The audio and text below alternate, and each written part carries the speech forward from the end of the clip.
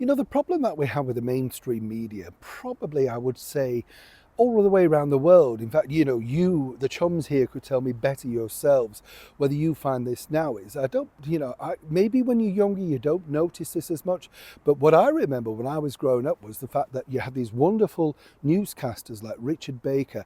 They would tell you the news. You didn't know their opinion. They told you it was informed. They were respectful of titles. So it wasn't, something like Keir Starmer. It would be the Prime Minister or the British Prime Minister or the President of the United States.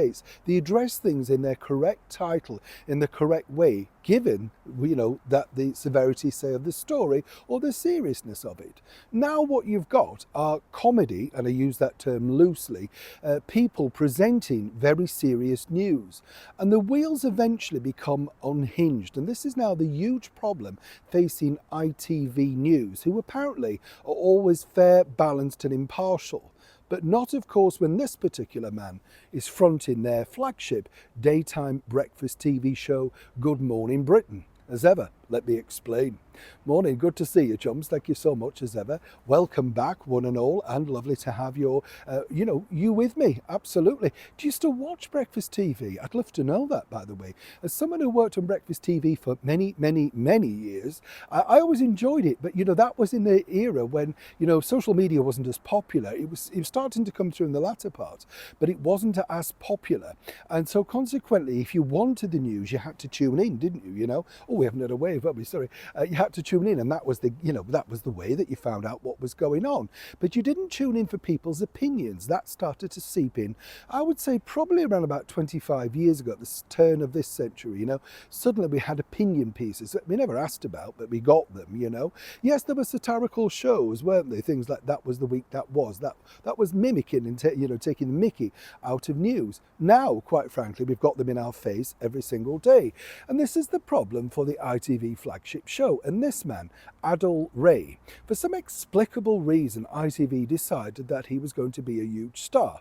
I think we all know the reasons for that. But if you say that, suddenly again, he gets lots of abuse online simply because of his religion and the colour of his skin. Everybody gets abuse online. Everybody, that's the risk you take when you go on any platform. If you look at the comments, you get everything. Every single day, chums, I get picked up on some pronunciation or a spelling mistake. Yet I see numerous spelling mistakes on the comments. I'm not bothered. We all make mistakes. That is life, right? This is the thing of the community and this channel. However, if you're on a national news broadcaster, you have to be very careful what you say. That is, unless, of course, you're Adil Ray. And this is simply because Adil thinks he's untouchable, right?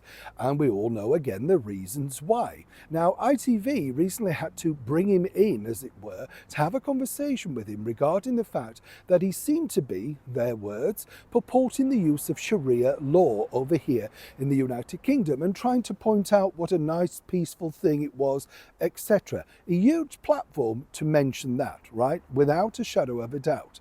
Now, here's where it gets interesting because, the problem that you've got with a news channel like that is, and I've mentioned this before, lots and lots of people are now finding their jobs going, their hours being reduced, things like Loose Women, This Morning, and suddenly they're now speaking out. In a situation like that, I've always believed you need to get rid of the person the moment you've made that decision because you're still giving them airtime, a little bit like Stephen Colbert in the United States on CBS. He's going, but he's a nuisance, right? You get rid of them because you're only going to bring the company into disrepute.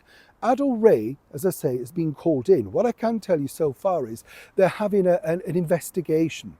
It's on air. It's there. You can play it back. He said it. Everything you need to know is there. But they dare not fire him for the backlash of what might ensue. So here's what I believe will happen, right? Simply they will just phase him out because already they're cutting down the hours, etc. And they will basically say that he wants to go back to comedy, another loose term. And the other side of it is, of course, then he'll be allowed to set up. A little bit like the bloke who worked for the BBC. Remember when he said he got triggered walking into the studio, a room full of white people? He's allowed to say that. If I was saying that, I'd be racist. Double standards, two-tier system, and also on a channel that is literally fledgling and has no money coming in. Anybody else would be fired.